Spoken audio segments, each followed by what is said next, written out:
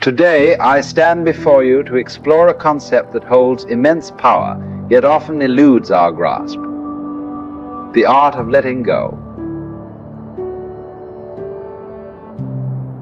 Because you see, to be detached from the world, in the sense that Buddhists and Taoists and Hindus will often talk about detachment, does not mean to be non-participative.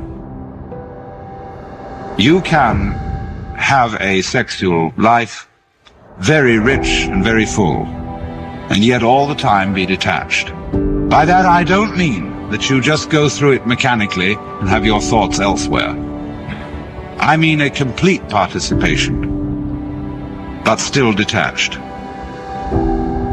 And the difference of the two attitudes is this. On the one hand, there is a way of being so anxious about physical pleasure, so afraid that you won't make it, that you grab it too hard, that you just have to have that thing. And if you do that, you destroy it completely. And therefore, after every attempt to get it, you feel disappointed. You feel empty, you feel something was lost.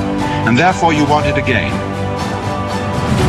You have to keep repeating, because you never really got there. And it's this that is the hang-up.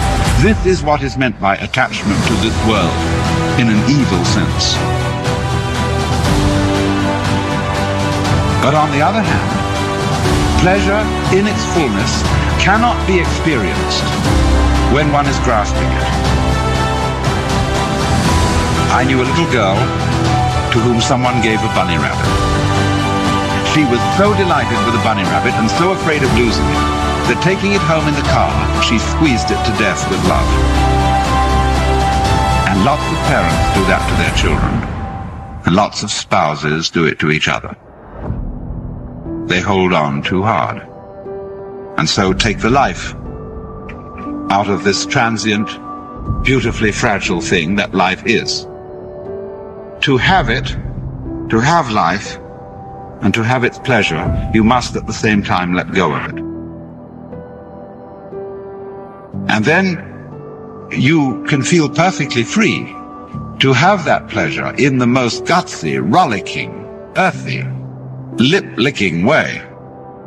One's whole being taken over by a kind of undulative, convulsive ripple, which is like the very pulse of life itself. This can happen only if you let go. If you are willing to be abandoned.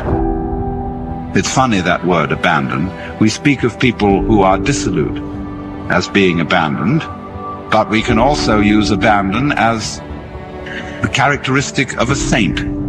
A great spiritual book by a Jesuit father is called Abandonment to the Divine Providence. There are people like that who just aren't hung up. They are the poor in spirit. That is to say, they spiritually are poor in the sense they don't cling on to any property. They don't carry burdens around. They're free. Well, just that sort of spiritual poverty, that let-go-ness, is quite essential for the enjoyment of any kind of pleasure at all.